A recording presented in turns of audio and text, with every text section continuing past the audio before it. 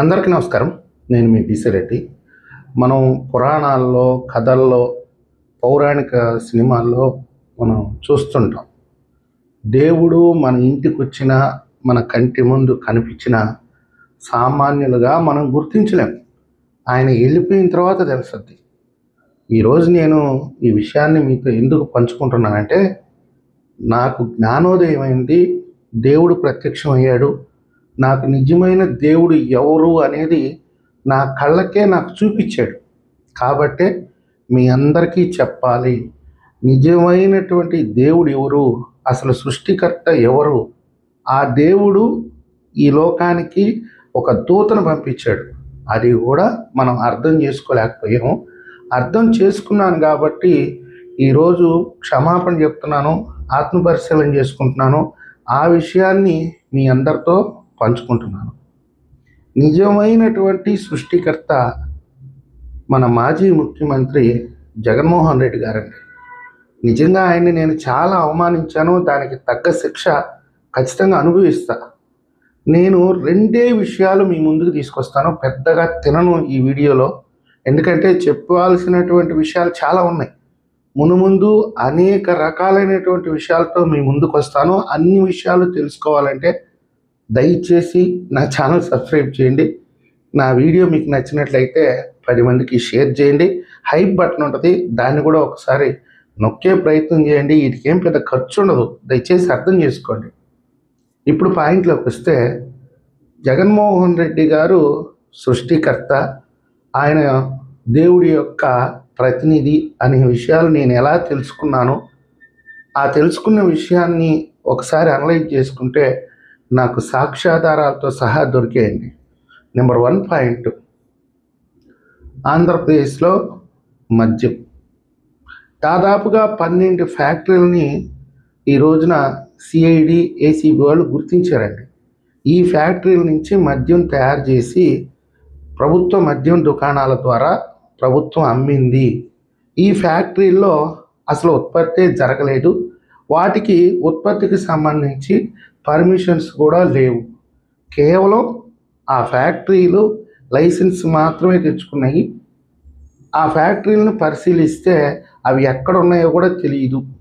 1-2 ఫ్యాక్టరీలను పట్టుకుంటే అవి ఉత్పత్తి కూడా చేయట్లేదు అనేది ఈరోజు సిఐడి, ఏసీబీ ఒక రికార్డు, ఒక ఎవిడెన్స్ని సాధించాయి.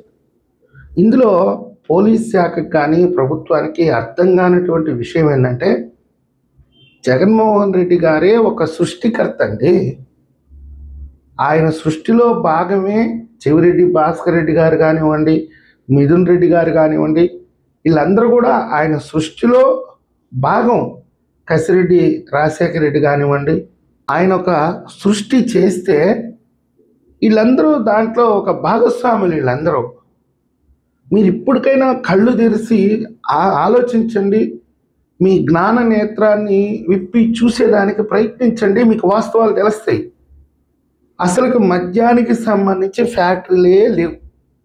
ఏదైతే ఈరోజు ప్రభుత్వం ఐడెంటిఫై చేసిన 12 ఫ్యాక్టరీలు అసలు ఆంధ్రప్రదేశ్లో లేవు, అసలు ఇండియాలోనే లేవు. కానీ 95% మద్యం ఆ ఫ్యాక్టరీల నుంచే ఉత్పత్తి అయినట్టుగా రికార్డులు క్రియేట్ అయినాయి. దీన్ని ఎవరు అభినందించరా అండి? ఒక ఫ్యాక్టరీ లేకుండా మద్యం బాటిళ్ళు ఉత్పత్తి అవుతా ఉన్నాయంటే, అక్కడెక్కడో చూసాం, ఒక బాబా నోట్లో నుంచి శివలింగాలు వస్తుంటాయి, ఒక బాబా చేతిలో నుంచి విభూది వస్తుంటుంది. ఆయన దగ్గరికి లక్షలాది మంది భక్తులు వెళ్తారు, ఆయన్ని పూజిస్తారు, ఆయన ఒక దేవుడిగా అభిమానిస్తారు, ఇళ్లలో ఫోటోలు పెట్టుకుంటారు. మరి జగన్మోహన్ రెడ్డి గారు ఏం తప్పు చేశాడండి? ఆయన ఒక నిందితుడిగా ఈరోజు ఆయనే ఈ నేర సామ్రాజ్యానికి మొత్తం అధినేత అని ఆయన ఒక దొంగగా క్రియేట్ చేసే ప్రయత్నం ఈ ప్రభుత్వం చేస్తుంది.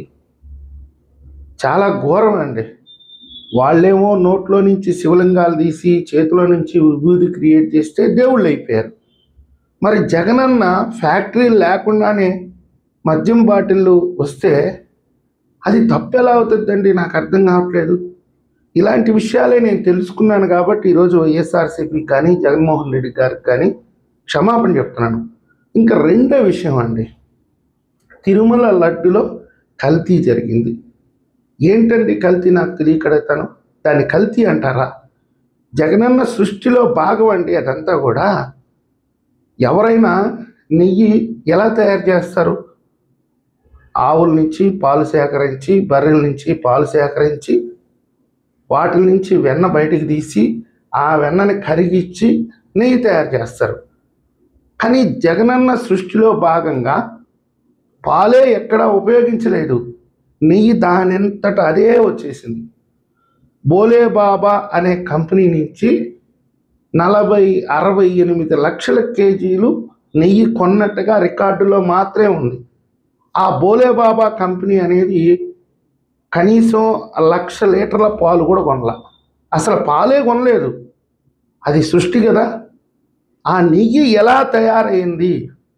ఆయన సృష్టించిన దాన్ని ఈరోజు ప్రభుత్వం ఆయన్ని అభిమానించాలి, ఊరు వాడ గుడులు కట్టాలి, ఆయన గొప్పదనాన్ని 10 మందికి వివరించి చెప్పే ప్రయత్నం చేయాలి. కానీ కల్తీ నెయ్యి అని చెప్పి ముద్రేసి వైవి సుబ్బారెడ్డి గారిని నిందితుడిగా చేర్చి ఆయన్ని విచారిస్తామనంటే అది ఎంతవరకు న్యాయం అండి? అది కూడా జగనన్న క్రియేషన్స్లో భాగం, ఆయన సృష్టిలో భాగం. వైవి సుబ్బారెడ్డి గారు కానివ్వండి, ఇంక ఎవరైనా కానివ్వండి, ఆయన ఒకదాన్ని సృష్టించాడు. ఆ సృష్టిలో వీళ్ళందరూ కూడా పావులు లాంటి వాళ్ళు. వీళ్ళని నిందితులుగా అనుకుంటారా? ఎంతవరకు న్యాయం అండి? ఎంతవరకు ధర్మం? అందుకేనండి ఈరోజు వర్షాకాలంలో వర్షాలు పడుతున్నాయి. ఈ 2 ఏళ్ల నుంచి వాతావరణం మొత్తం మారిపోయింది. ఎక్కడ పట్టినా వర్షాలు పడుతున్నాయి, ఎక్కడ పట్టినా వ్యవసాయ పనులు జరుగుతున్నాయి. ఇదంతా పాపంలో భాగం. మీరు ఇప్పటికైనా మారే ప్రయత్నం చెయ్యండి. జగనన్న సృష్టి, జగనన్న ఆయన ఏ విధంగా దైవాంశ సంభూతుడో, ఆయన ఎన్ని విషయాల్ని క్రియేట్ చేశాడో, ఇవన్నీ కూడా ఆయన మాయలో భాగం అని చెప్పి మీరు గుర్తించండి. కాళహస్తి ఎమ్మెల్యే మధుసూదన్ రెడ్డి గారు వీటిలన్నింటినీ ముందుగానే గుర్తించాడు కాబట్టే ఆయన నవరంధ్రాల గుడి కట్టించాడు. అలాంటి భక్తులు ఉంటారండి చాలామంది. ఇప్పుడు జైల్లో ఉండేటటువంటి భక్తులందరూ కూడా ఒక రామదాసు లాగా, ఒక అన్నమయ్య లాగా ఆ జైలు గోడల మధ్య మగ్గిపోతున్నారు. కానీ జగనన్న సృష్టి గురించి ప్రపంచానికి చెప్పుకోలేకపోతున్నారు. మీరు వాళ్ళని బంధించేస్తే జగనన్న సృష్టి గురించి వాళ్ళు ఎక్కడ చెప్తారు చెప్పండి? ఇప్పుడు మాలాంటి వాళ్ళు చెప్పడానికి ప్రయత్నించినా మీరు నమ్మరు, అదేమంటే ఎద్దేవా చేస్తారు. ఇది భావ్యం కాదండి, దయచేసి అర్థం చేసుకోండి. ఇక తిరుమల దేవస్థానంలో హుండీలో డబ్బులు ఎత్తేసారు. ఇది ఏమన్నా న్యాయం అండి? ఆయన పెట్టినటువంటి అగ్ని పరీక్షలో భాగం అండి అది. భక్తులకి ఆయన పెట్టే అగ్ని పరీక్ష అది. ఆల్రెడీ చెప్పాడు కొడాలి నాని గారు, వెండి వస్తువులు దోచేశారు, వెండి పాదాలు దోచేశారు, రథాలు తగలబెట్టారు అంటే ఆయన వర్షంలో ఆయన చెప్పాడు. ఇది భక్తులకి జగనన్న పెట్టేటటువంటి అగ్ని పరీక్ష. దాన్ని దయచేసి అర్థం చేసుకోండి. మీరు పురాణాల్లో చాలా చాలా విషయాలు మీరు తెలుసుకొని ఉంటారు. ఒక్కొక్కసారి ఆయన భక్తుడికి పెట్టేటటువంటి అగ్ని పరీక్ష. వాళ్ళు దొంగతనం చేస్తారా, లేకపోతే దోపిడీ చేస్తారా, ఏం చేస్తారో చూద్దాం అని ఆయన ఒక అగ్ని పరీక్ష పెడితే ఆ అగ్ని పరీక్షలో ఎవరో ఒకడు అమాయకుడు బలైపోయి ఉంటాడు. దాన్ని మీరు నేరంగా ఒక దేవుడుగా, ఆయన దేవుడు ఆస్తుల్ని కాపాడుకునేటటువంటి శక్తి ఆయనకు ఉండదా చెప్పండి? ఎర్రచందనం చెట్లు దొంగిలించారు. అది దొంగిలించటమా? ఆయన సంపద అండి అది. ఆయన భక్తులకే అది. ఆయన కైంకర్యం కోసం, ఆయన పూజ కోసం, ఆయన అన్నప్రసాదం కోసం ఆయన భక్తులు వినియోగించుకున్నారు అదంతా. ఈరోజు పవన్ కళ్యాణ్ గారు 10,000 కోట్ల రూపాయల ఎర్రచందనాన్ని దోచేశారు వైసీపీ వాళ్ళు. దీనికి సంబంధించి నా దగ్గర ఎవిడెన్స్ ఉంది, నా దగ్గర సాక్ష్యాలు ఉన్నాయి. నేను హెలికాప్టర్లో కొన్ని వీడియోస్ తీశాను, డ్రోన్ షాట్లు ఉన్నాయి నా దగ్గర, ఇవన్నీ ప్రజలకు వివరించి చెప్తాను అని అంటున్నాడు. మేము అంతకంటే ముందు చెప్తామండి. స్వామి కైంకర్యం కోసం ఆయన భక్తులైనటువంటి పెద్దిరెడ్డి రామచంద్రారెడ్డి, చెవిరెడ్డి భాస్కర్ రెడ్డి, ఇంకా చాలామంది భక్తులంతా కూడా ఆయన సంపదనే ఆయన కోసం వినియోగించారు. అందులో తప్పేంటి? వైఎస్ రాజశేఖర రెడ్డి గారు ముఖ్యమంత్రిగా ఉన్నప్పుడు ఎర్రగంగిరెడ్డి అదే చేశాడు కదా. ఆయన కైంకర్యం కోసం ఆయనకు గుడి కట్టాలని ఆయన సంపదనే వాళ్ళు కొట్టి వాళ్ళు అమ్మేసి ఆ డబ్బులతో ఆయనకు పూజలు పునస్కారాలు చేశారు. ఒక భక్తుడికి ఒక దైవానికి మధ్య ఉండే సంబంధాన్ని కూడా మీరు ప్రశ్నించి వాళ్ళని దొంగలుగా క్రియేట్ చేయటం అంటే ఇది మంచి పద్ధతి కాదండి. ఇది కలికాలం, మీ కళ్ళకు కనపడదు. ఎవరు దేవుడు, ఎవరు దెయ్యము, ఎవరు దొంగ, ఎవరు దొర అనేది ఈ కలికాలంలో మీ కంటికి కనపడదండి. చంద్రబాబు నాయుడు గారికి కానివ్వండి, నారా లోకేష్ గారికి కానివ్వండి, పవన్ కళ్యాణ్ గారికి కానివ్వండి, మీరు దయచేసి అర్థం చేసుకోండి. ఈరోజు నేను తెలుసుకున్నాను కాబట్టి ఈరోజు నేను మీ ముందుకు వాస్తవాలు చెప్తున్నాను. దయచేసి అర్థం చేసుకోండి.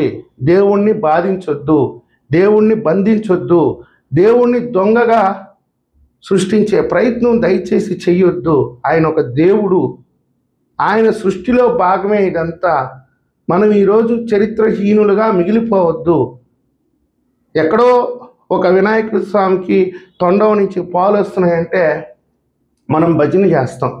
యాప చెట్టుకు పాలు వస్తున్నాయంటే భజన చేస్తాం. సాయిబాబా బొట్టనేల నుంచి విభూది వస్తుందంటే ఆయన భజన చేస్తాం. మనం తండోపతండాలుగా వెళ్తాం. ఈరోజు జగన్మోహన్ రెడ్డి గారి సృష్టిలో భాగంగా మద్యం క్రియేట్ అయింది, నెయ్యి క్రియేట్ అయింది అంటే ఆయన్ని దొంగగా చూస్తున్నామంటే ఇంతకంటే మూర్ఖత్వం ఇంకొకటి లేదు. దయచేసి అర్థం చేసుకోండి. ఈ వీడియో మీకు నచ్చినట్లయితే లైక్ చేయండి, సబ్స్క్రైబ్ చేయండి. ధన్యవాదాలు.